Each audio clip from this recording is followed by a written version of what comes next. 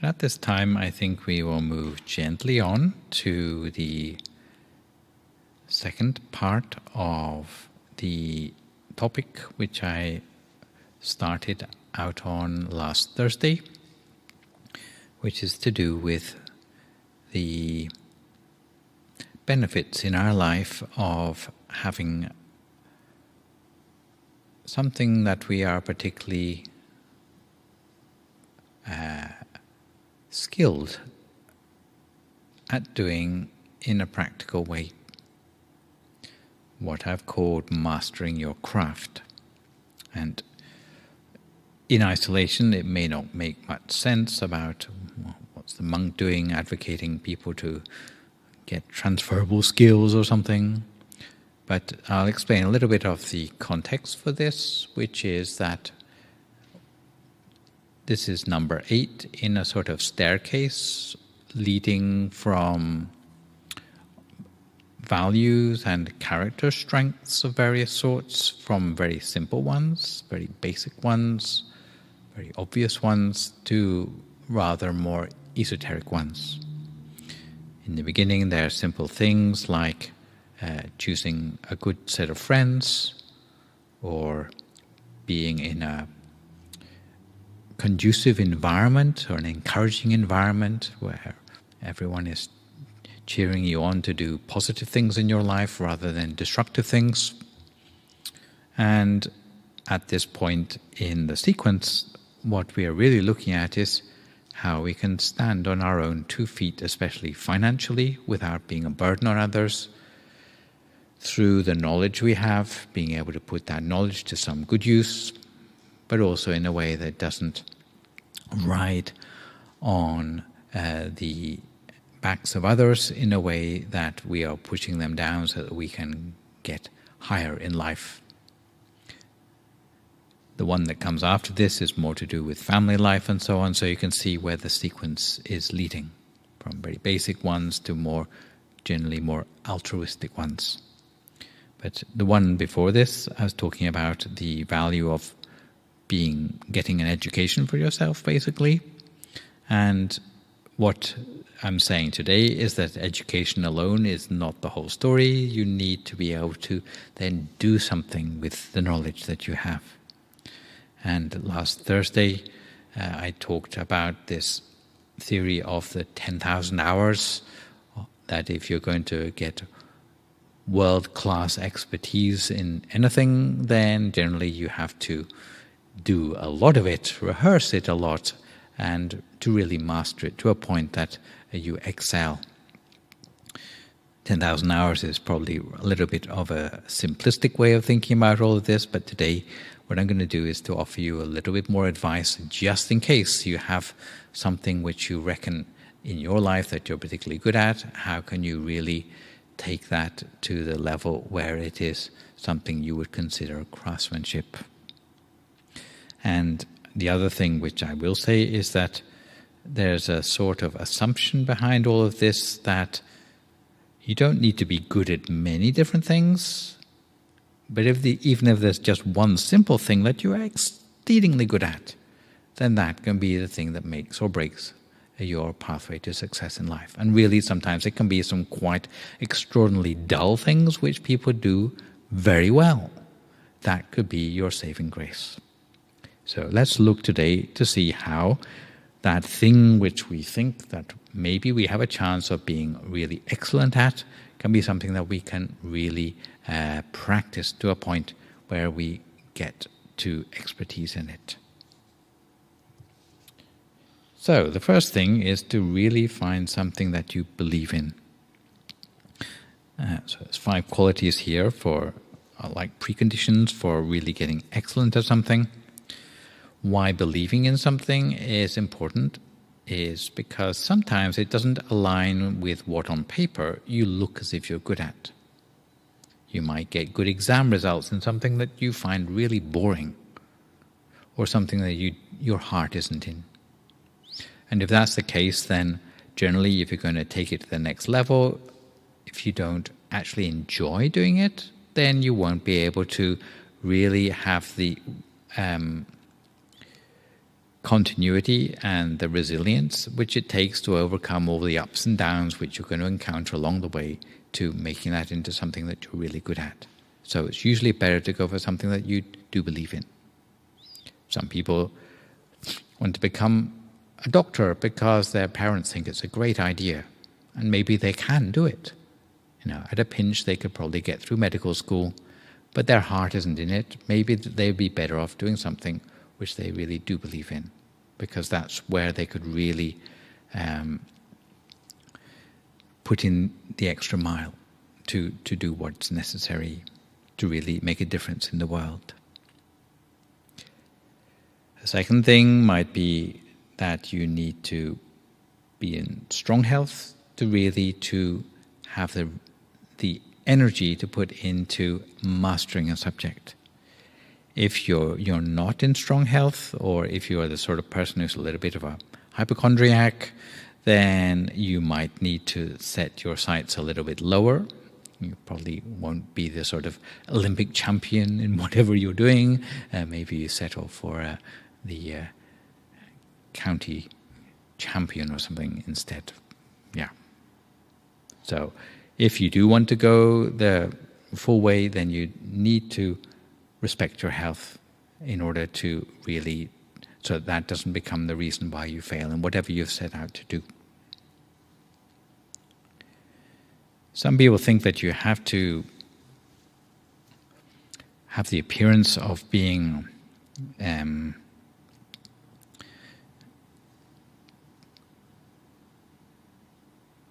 quite self-important, or have a lot of bluster about whatever you're doing in order to really impress people with what you're doing.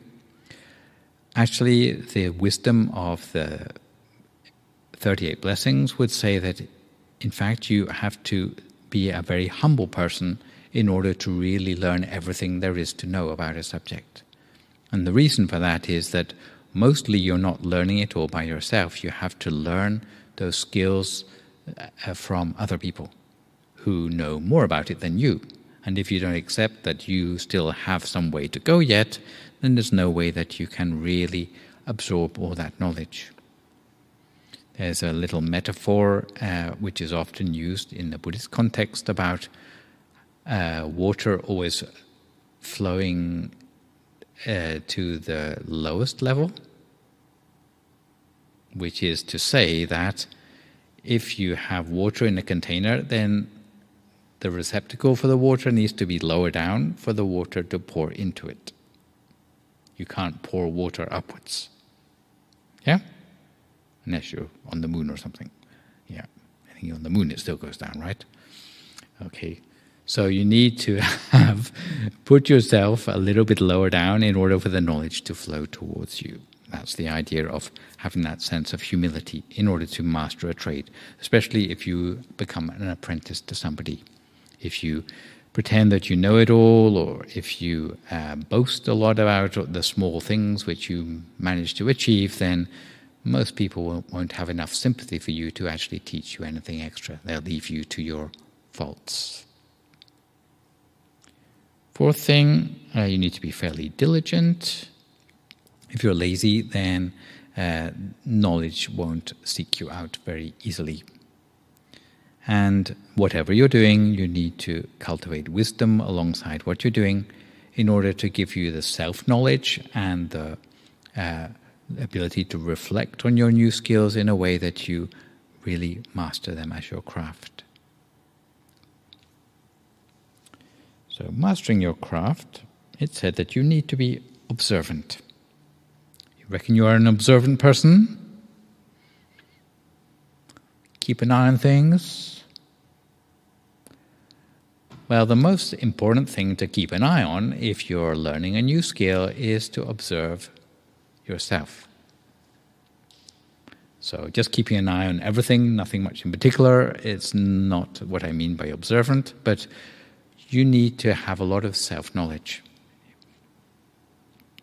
and the way that you interact with whatever skill that you're learning. If you start close to home with observing the things that affect you, even simple things like your eating habits, your sleeping habits.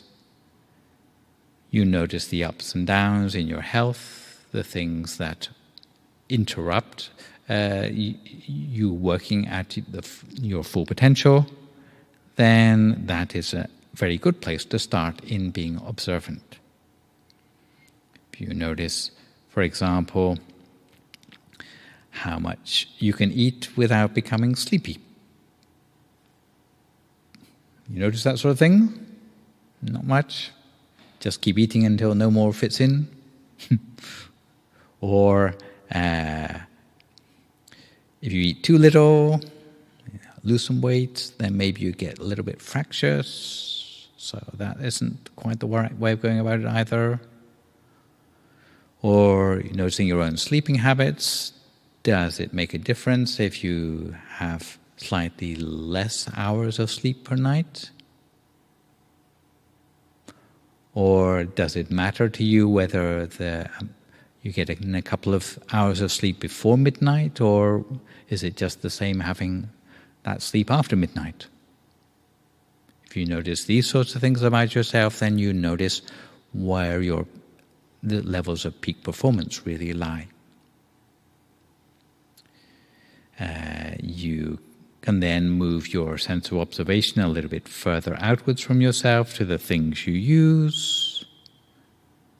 Notice how you affect them or they affect you. The clothes you wear, not so much from the point of view of being fashionable or whatever, but in terms of the utilitarian aspects of what you use. Notice how the way you speak to people might affect how they treat you, instead of just wondering why no one likes you. And then from there you can move it gradually outwards as your observation skills get better to the wider environment. Yeah.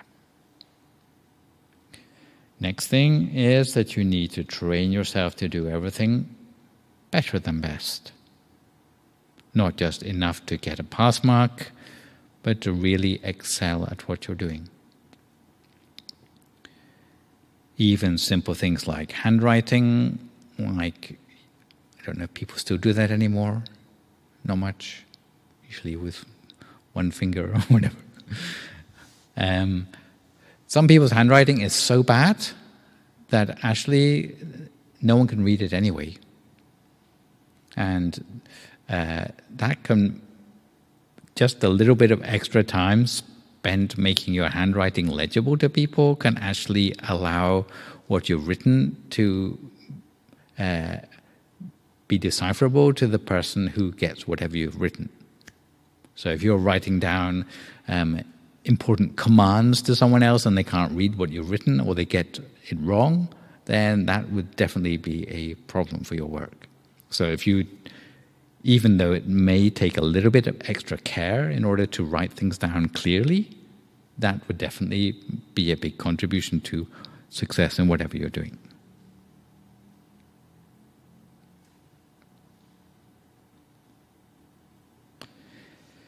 If you take care even in things which on the face of it don't seem that important, then it cultivates something in you which will definitely be of use to you later, which is the ability to appreciate quality in whatever you do. Even if it's quality in something that is not particularly spectacular, but it's quality nonetheless. And it allows you to take that into whatever you do in life in a way that if you ignore it, then you just become a person who does everything in the shortest possible way.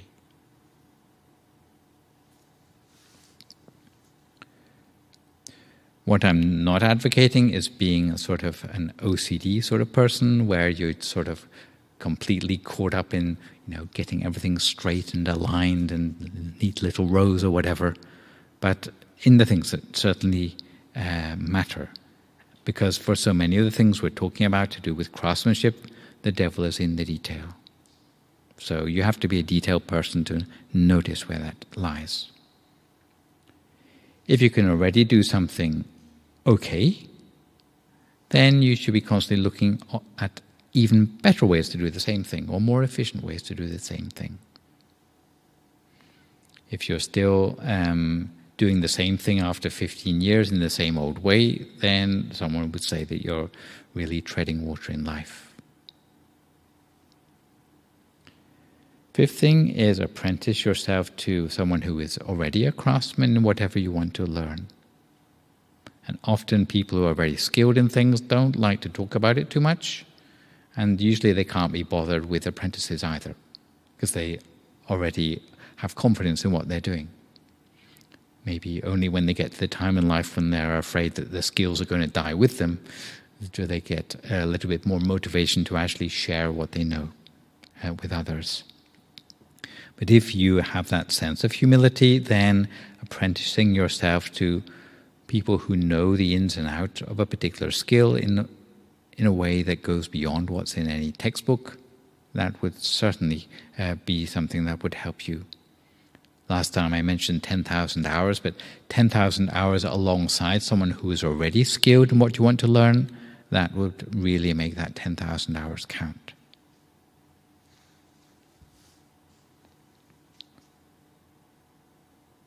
Being skilled in something like surgery is pretty important. A millimeter or two to the shy of what you need can make a big difference in that particular trade. Oops. Yeah, you don't want any oopses in the operating theatre. On the subject of apprenticeship, in Johns Hopkins University, they have a residency program which has the slogan, see one, do one, teach one, which applies to surgery. So they don't start with a scalpel in their hand, but they start by watching a person doing an operation. And fortunately, these days you can see all the gruesome details on the big screen first, before you actually get down to finding out whether you have a shaky hand or not. But that isn't the end of the story. In Johns Hopkins University, you may have heard they have an accelerated learning program. Normally bachelor's degrees take like 3 years or whatever, but there it takes 2 years because they have just a better way of learning, and I think they select their candidates pretty closely as well. But the people who graduate from this program have to actually be able to teach the next person how to do what they're doing. So they aren't just people who can do the skill, surgery in this case, but they're people who can explain how to do the skill to people who come after them who might be like a little bit more clueless in ways that are different from ways they've encountered. So that is a particularly, they're particularly motivated by this ability to apprentice and also to teach apprentices, which is why they're so famous for what they do. But it could be for more than just surgery, if you're able to pass on that knowledge to other people. Lastly, it said that for any skill, if you're also a meditator, it's helpful for those observation skills. And also because meditation in itself is one of the ultimate skills, because you're dealing with a part of yourself which is particularly hard to master, to tame, and which is particularly uncooperative if you don't get it where it needs to be. Your monkey mind, in other words.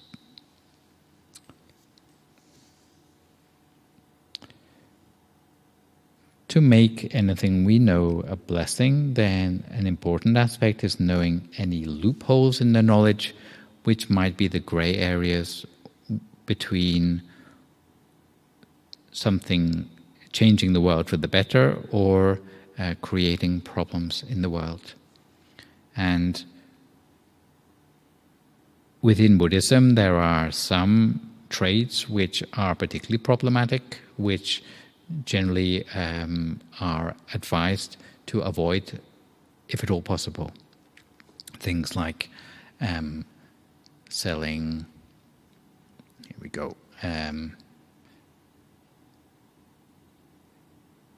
selling weapons. Yeah, good money in that, but yes, who are all your customers? Selling liquor, selling the slave trade, selling animals to the slaughterhouse, and selling poisons. So really there's not much in terms of redeeming qualities for any of those 5.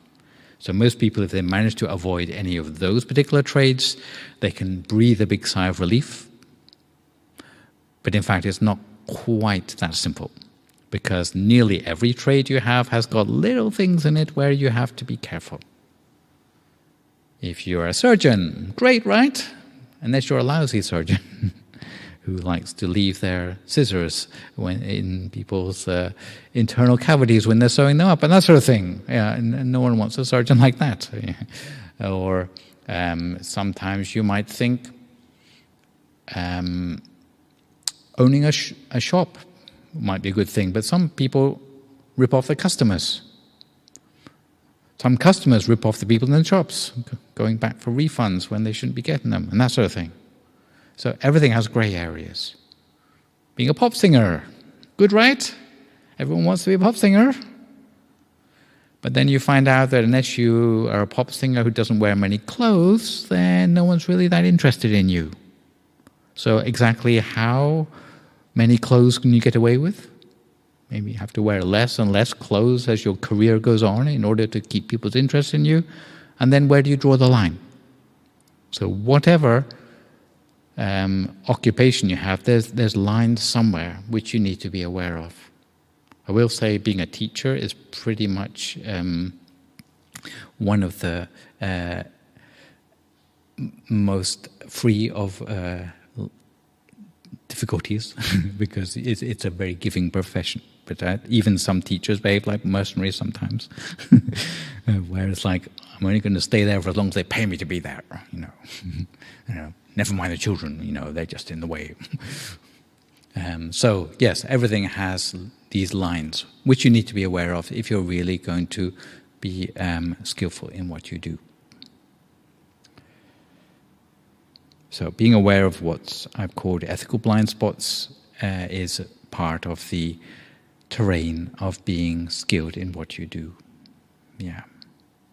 Anyway, I have a funny story to finish off with, and it's about one of the possibly most unexpected skills which you might ever think would become useful for a person.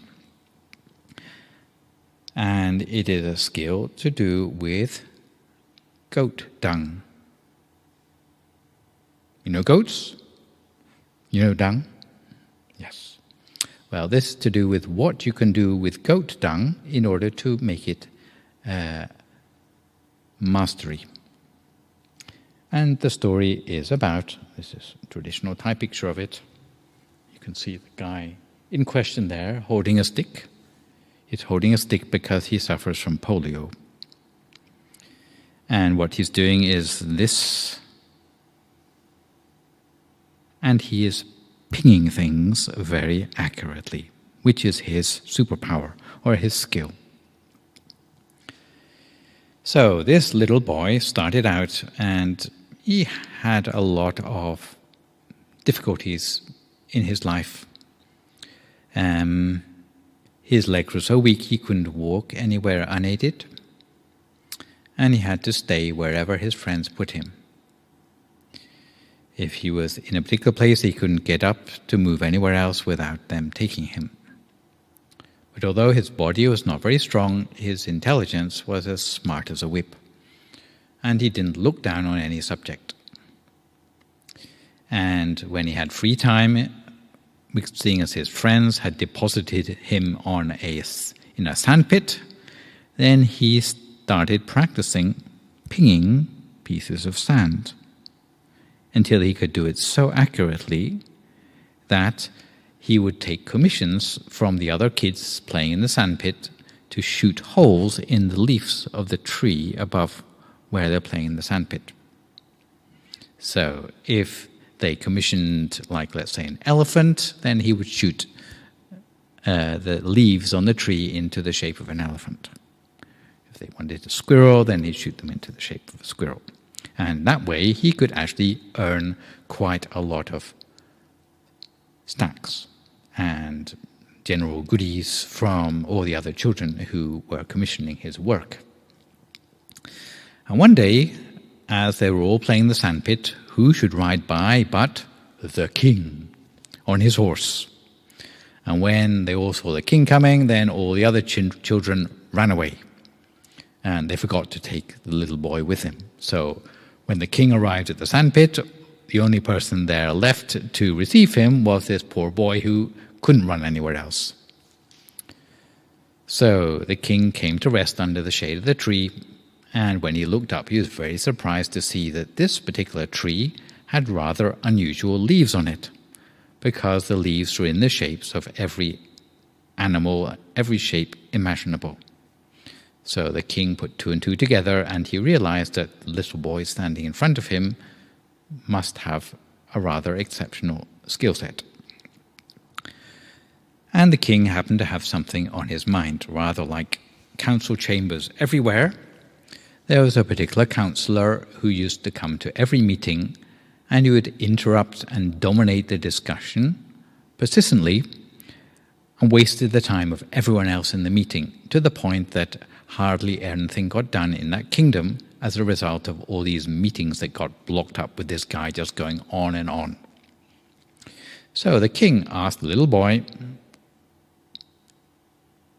"It's you, isn't it, who've managed to shoot all these holes in the leaves so accurately?" And he said, "Yes, it is." And he said, "If someone were to give you goat dung to shoot like that instead of sand, could you do it as accurately?" And the little boy said, "Piece of cake."